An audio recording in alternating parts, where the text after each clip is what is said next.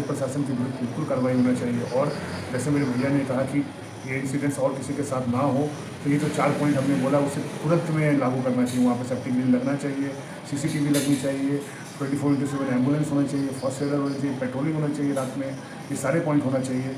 और हमारा बच्चा तो नहीं रहा, तो कम से कम आर्थिक जो हमें नुकसान है उसका कंपनसेशन हमें मिलना चाहिए। इससेपुर में भी 2 घटना हो चुकी है जैसा कि पता चल रहा है। इससेपुर में भी 2 घटना हुई, लेकिन उसमें कभी मृत्यु नहीं हुई थी। एक की हाथ टूटा था, एक को कुछ चोट आया था, फिर भी इन्होंने ग्रिल नहीं लगाया। ऐसा हमारे कॉलेज के बच्चों ने उन लोग के सामने में प्रशासन ने सवाल उठाए, कई बच्चों ने सवाल उठाए कि ये प्रॉब्लम है। आपका परिचय दे दीजिए। मेरा परिचय कुणाल, मेरा भतीजा सोमनाथ 28 तारीख की सुबह खिड़की अपने 3rd फ्लोर की खिड़की से गिरने के कारण गंभीर चोट लगने के कारण उसकी मृत्यु हो गई।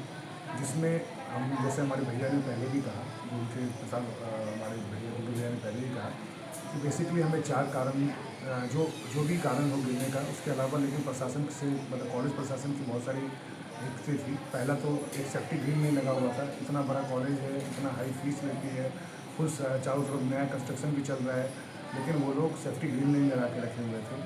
दूसरा, जिस एरिया में ये हुआ वहाँ कोई सीसीटीवी फुटेज नहीं था, सीसीटीवी कैमरा नहीं था, जो मुझे रियल कारण पता चल सके, मुझे पुलिस प्रशासन को सबको रियल कारण मालूम चल सके कि आखिर हुआ क्या था। सही रहता, इतना लाख 2.5 लाख रुपया साल का फीस लग रहा है, और इतना वहाँ इस तरह का एक बच्चा का, अब वहाँ लगभग 600 बच्चा है। आज मेरा बच्चा गया है, हमको वहाँ जाने के बाद पता लगा कि इससे पहले भी 2 घटना उस कॉलेज में हो चुका है। इससे पूर्व भी जो बच्चे लोग पूरी तरह आक्रोशित थे, लेकिन कॉलेज प्रशासन जब इससे पहले 2 घटना हुई तो उस पर उसी टाइम में संज्ञान लेना चाहिए था।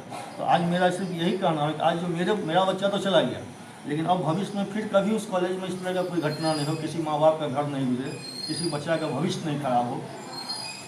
इसलिए हम लोग आप लोगों के माध्यम से सरकार तक ये बात पहुंचाना चाहते हैं कि कॉलेज का जो है विधि व्यवस्था सही हो, जो दोषी हैं उनके ऊपर कार्रवाई हो। प्रभात रंजन सिंह है, मध्य विद्यालय कलवाई में शिक्षक हैं। हम गए थे जिला प्रशासन के पास, डीएम साहब के पास भी, हम अपने डीएम साहब के पास हम दिए हैं। तो आज डीएम साहब कुछ व्यस्त हैं किसी इशू वगैरह को लेकर के, तो उनके पीए साहब से मिल करके हम लोग देख करके आवेदन देखें। बच्चा तो मेरा चला गया, इसलिए अब हमारा जो है वो फीस है वगैरह है, उसके बाद कॉम्पनसेशन का मांग किए हैं, और इसका निष्पक्ष जांच हो कि आखिर गिरा कैसे।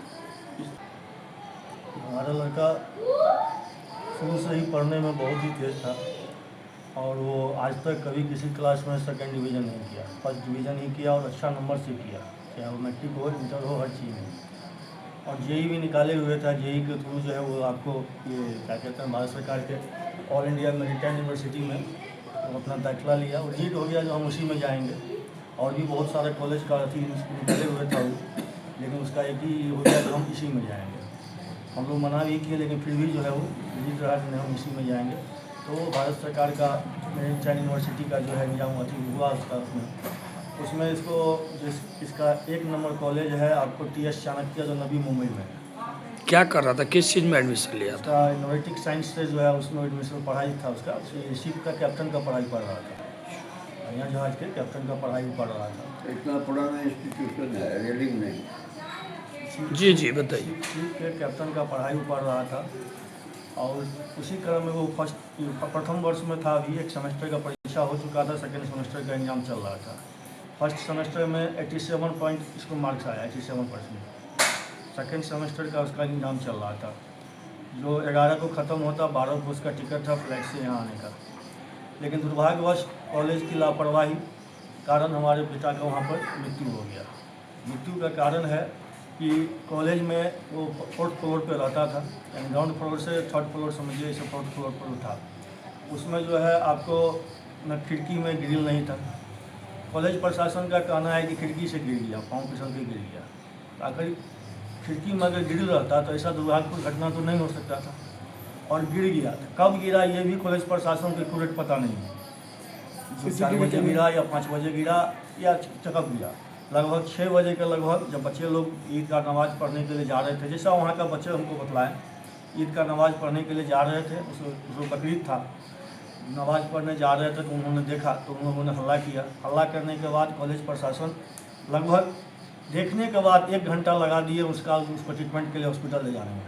CBI से जांच करवाया जाए, कमेटी इस पर बैठे, और कानून में सुधार। इसके साथ प्राइम मिनिस्टर से प्रार्थना है कि देश के बच्चों का आवाज़ जो लिखे हैं दिनकर जी तिल तिल कर बुझ गए किसी दिन मांगा नहीं स्नेह मुख खोल कलम आज उसकी जय बोल। ये कलम जय होना चाहिए। ऐसा खिलवाड़ जो है इतिहास के पन्नों में देश में कम ही ऐसा इंस्टीट्यूशन होगा जिसमें ऐसा बड़ा हादसा हुआ होगा। और प्रशासन गुम है। ये द्रौपदी के चीर हरने वाला समय आ गया। ये जनता की आवाज़ नहीं, रोते हुए 85 साल के बूढ़े की माता को